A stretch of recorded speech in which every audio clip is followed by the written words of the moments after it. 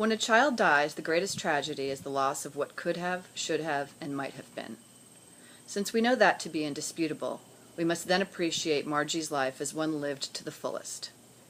In addition to her more than 50 years of love and devotion to her husband Harry, she bestowed her faith, grace, and generosity on her 4 children, 8 grandchildren, and countless others. I include myself among the others. In 1982, during the spring of my senior year in college in California, my mother contacted my Aunt Margie about the possibility of my spending a summer in Packanack Lake so that I might get a job in advertising in New York.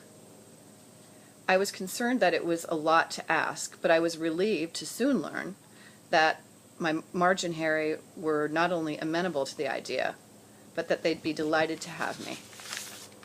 I always loved Aunt Margie, and that summer was a treat for me, as I had the pleasure of living with and getting to know a woman whose energy, grace, and generosity knew no boundaries.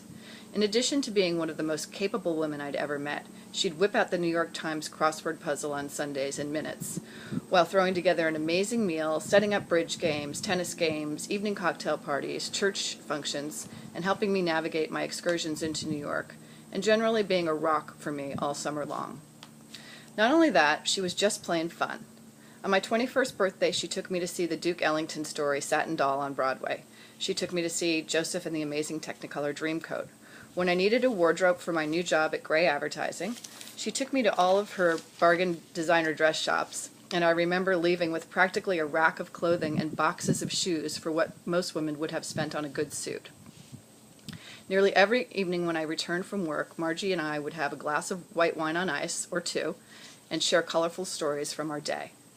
Her can-do spirit permeated my entire existence, and she was always full of praise for me. If I'd had some kind of a mishap or disaster, ever in my life, I knew that I could tell her about it because her response would be, "Oh, Chris." And before she'd get down to helping me fix things, she'd lighten the weight of my burden with a warm laugh. Then her eyes would cast off to 2 o'clock, and she'd come right back with some words of wisdom that would put everything into perspective.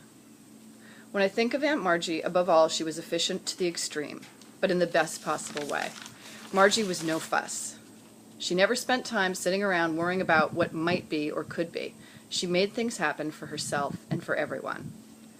I learned from Margie that you have to be the difference you want to see in the world, and God helps those who help themselves and others.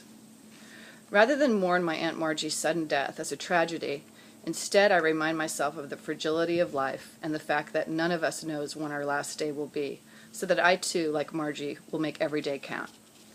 I can only hope that, like Margie, I should be able to leave my life with friends and family who found my presence to be one of joy, indomitable spirit, and most of all the sense of fun that she always had.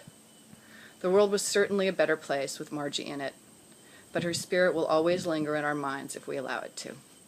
To Margie.